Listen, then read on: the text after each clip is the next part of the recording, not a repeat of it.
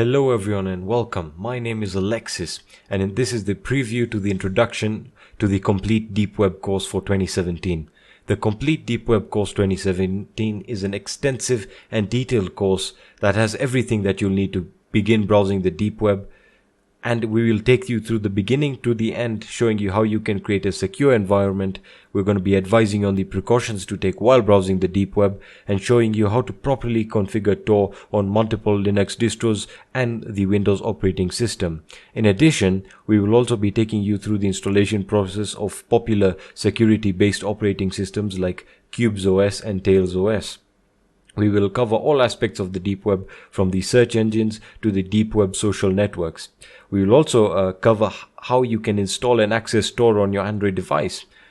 And in addition to all of that, the course will be updated every week with newer and newer content. So I urge you to join us today and let's get browsing. Thank you. Hello everyone and welcome to the first video in the first section of the course.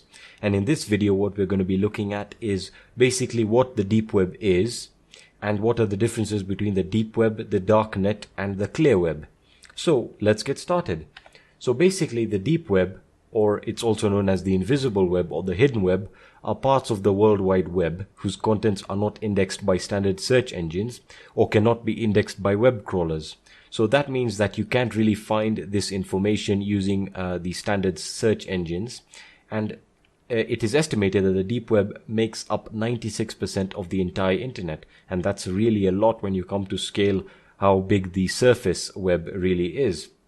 Now let me explain the differences with the help of this image right here. Very nice image that'll hopefully explain everything clearly. So before we go into the differences, let's actually look at a very key thing here. Now the term deep web and dark web are often interchanged with each other, but they are not the same thing.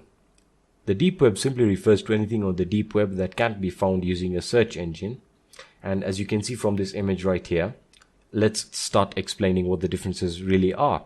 So the surface web is every website that you use on a daily basis. For example, you can be using YouTube, Google, etc., etc. These are basically sites that can be accessed through a link. For example, if I search, the name of a video on Google, the title of YouTube, the YouTube video will actually show up right there, and that means that it can be indexed through a search engine or can be accessed through web crawlers. Now the deep web contains information or things that are private, and anything that has security or authentication in order to access it. For example, we have emails, Dropbox, social media, and information that cannot be accessed with web crawlers or search engines. Now let me explain what this means.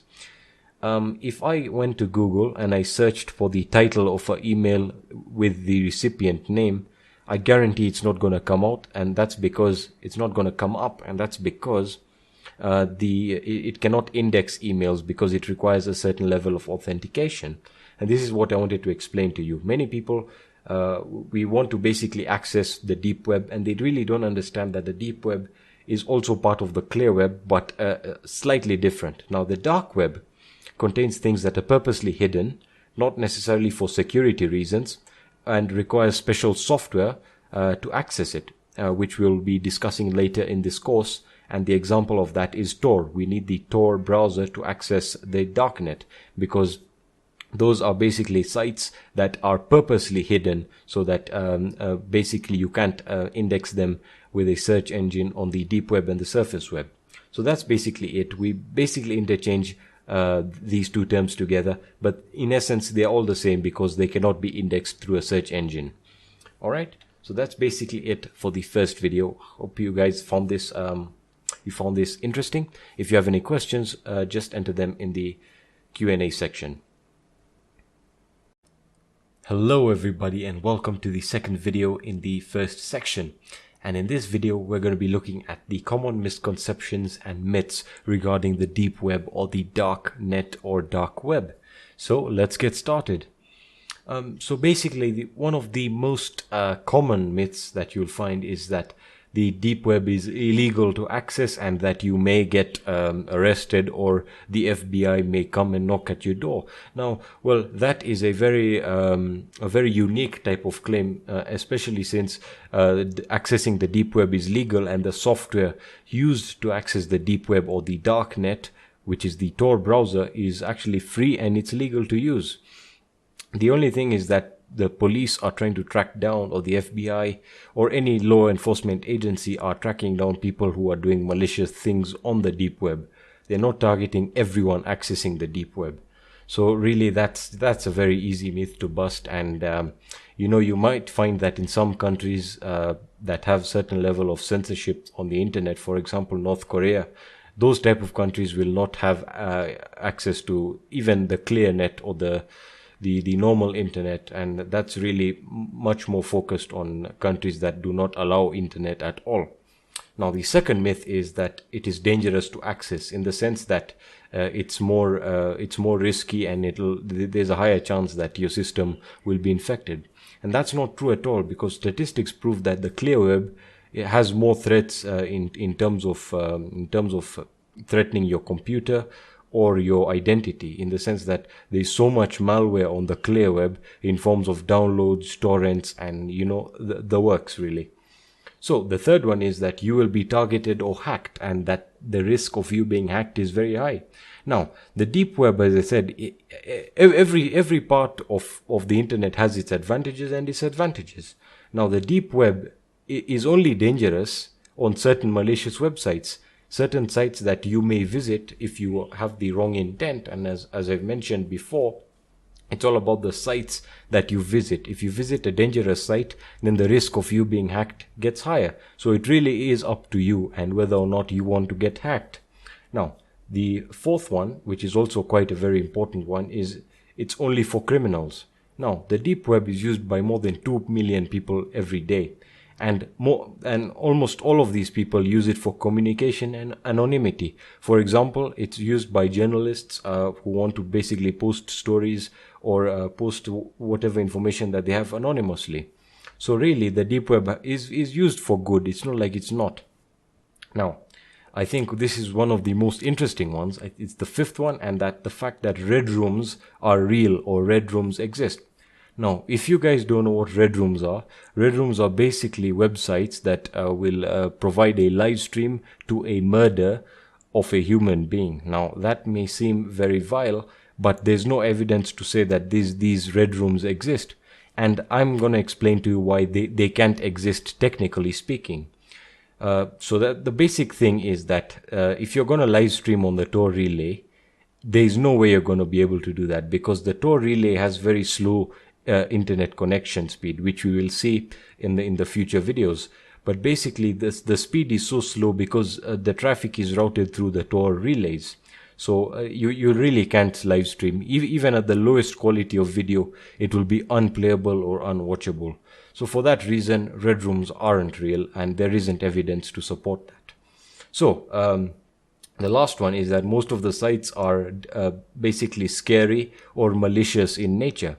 And that is absolutely not true, because if you look at the deep web through statistical analysis, you will see that about 60% of the websites on the deep web through an audit are more information driven websites. For example, 20% of the sites are blogs and forums. 40% of the sites have basically information and are carrying information on them.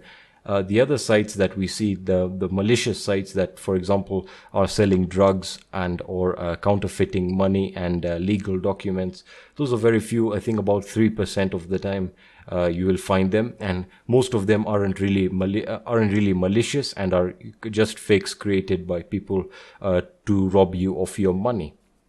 So that's basically it for this video, guys.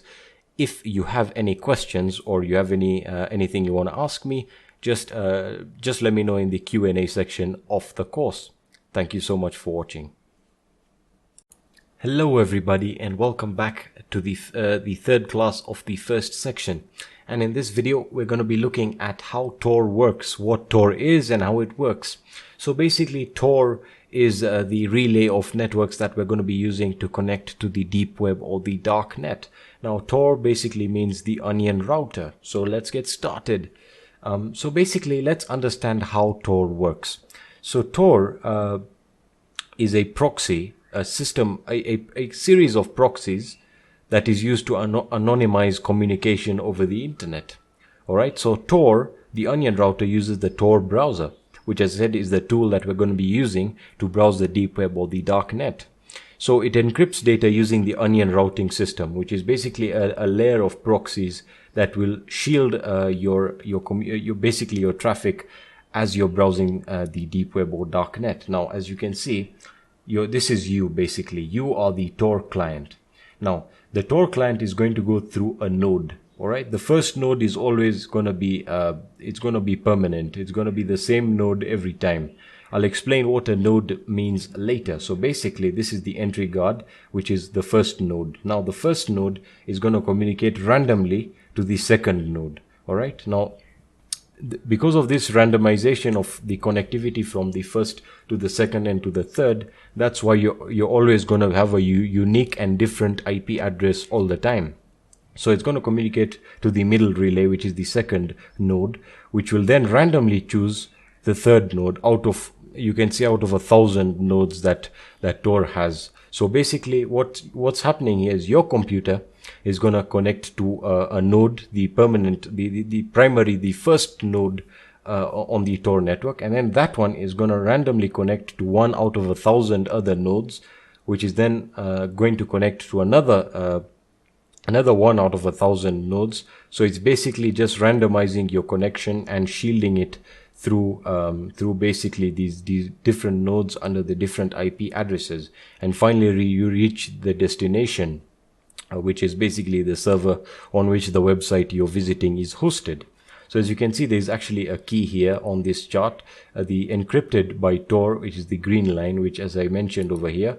So once it reaches the exit relay, which is the third and final node, and when it's the information is traveling to and from the third node to the server on which the website you're visiting is hosted, that is actually not encrypted.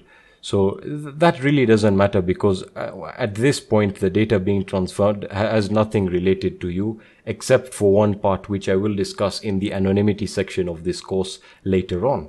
So basically that's how it works. I have one more image here that I want to just show you how it works.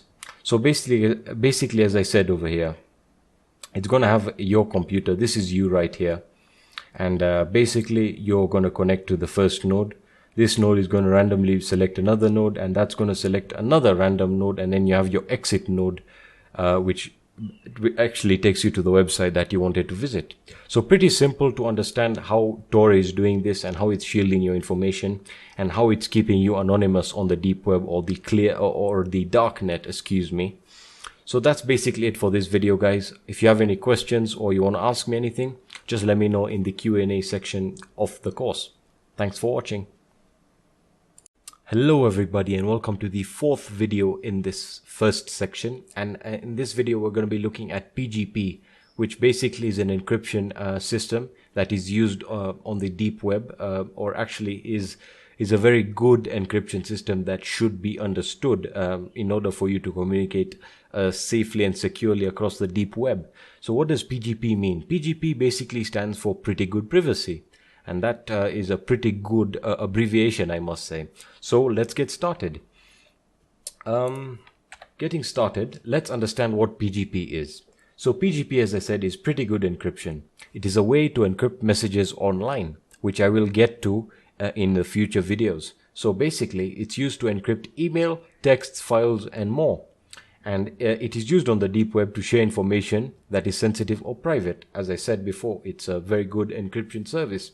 It is the closest to military grade encryption. As I said, it's one of the best ways of encrypting data and sending it across the deep web, which is how it is done primarily. And I'm going to be showing you how to do that in the future videos later on in the course.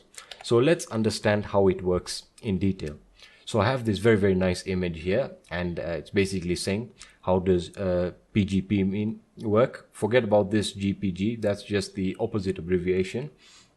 But basically, meet Sasha and John. Now, here we have Sasha who wants to write a message to John, okay, and the message is hello. So she encrypts the message with John's public key.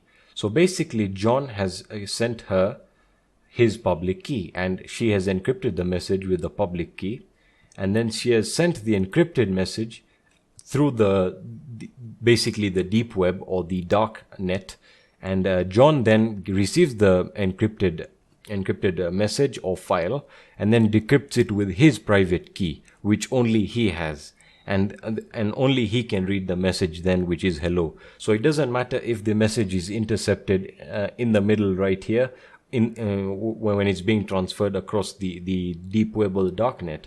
As long as he has his private key, he can access, he's the only one who can access the message that was or the files that were being sent to him. And as you can see, John reads the message, hello.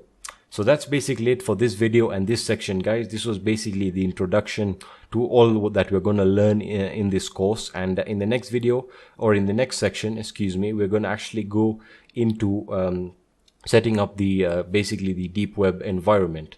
So yeah, guys, thank you for watching this video. If you have any questions, let me know in the Q&A section of the course. Thank you for watching.